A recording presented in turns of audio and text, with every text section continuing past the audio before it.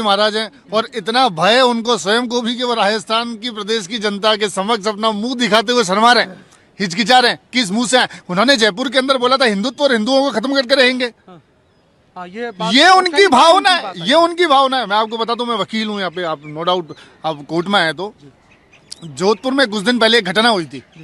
Jalori gate में जो मुसलमान समुदाय के, स्पष्ट बोल रहा हूँ, समुदाय के जो लोग थे उन लोगों ने एक दिन भीड़ के रूप में आए और कई लोगों के ऊपर हमला किया, चाकू से वार किया, बहुत लोगों के घर पे मारपीट की, जिसकी एफआईआर भी दर्ज हुई।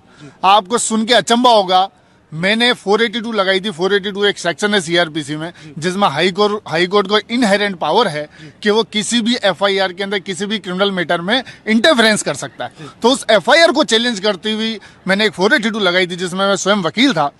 आप सुन के अचंभित करेंगे, उन्होंने फेक हिंदुओं के नाम उस एफआईआर में लिखे। क्यों लिखे? सिर्फ तुष्टीकरण की राजनीति के लिए। क्या ये स्थिति है राजस्थान के अंदर अशोक गहलोत ने बना रखी है?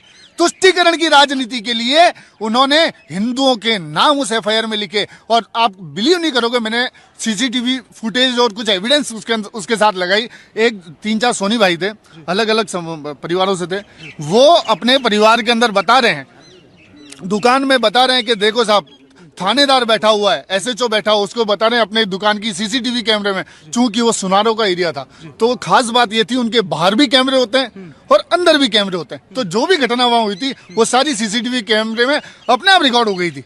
तो उसके अंदर ये स्थिति थी कि वो बता रहे हैं थानेदार को कि देखो साहब, ये आदमी है, ये आदमी, उस व्यक्ति का नाम एफआईआर में, जो व्यक्ति बता रहा है कि आपको। और बताता हूँ, एक व्यक्ति फोन लगा रहा है, किशन लाल, मुझे एग्जैक्टली उस एसएचओ का नाम ध्यान नहीं आ रहा, जो कंप्लेनेंट भी था, वो बता रहा है, फोन लगा रहा है कि साहब आओ, यहाँ पे बहुत बुरी घटना हो रही है, ये तोड़फोड़ हो रही है, प्लीज आओ।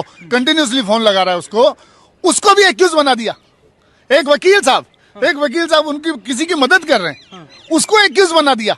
ऐसी तुष्टीकरण की राजनीति, ऐसा गंदापन राजस्थान की जनता बिल्कुल पसंद नहीं करेगी। ये राजस्थान है, राजाओं का स्थान वाला क्षेत्र है, महान विभूतियों का स्थान वाला क्षेत्र है। ये सोचते हैं कि इनको कुछ फुकड़ में बांट दें तो उससे कुछ फायदा मिल जाएगा। अरे कुछ रत्ती भर फायदा नहीं मिलने वाला इससे। और ये सिर्फ तुष्टीकरण की राजनीति लोग सब समझते हैं, इसलिए अशोक गहलोत की जो तो क्या मिलने की उम्मीद? अरे उसकी जो नीतियां रही है ना, उनकी जो नीतियां रही है अशोक जी की नीतियां तुष्टीकरण के चक्कर के अंदर उन्होंने, वो हिंदू विरोधी हो गए, धर्म विरोधी हो गए। तो किसी भी राजनेता को किसी धर्म का विरोधी तो नहीं हो जाना चाहिए।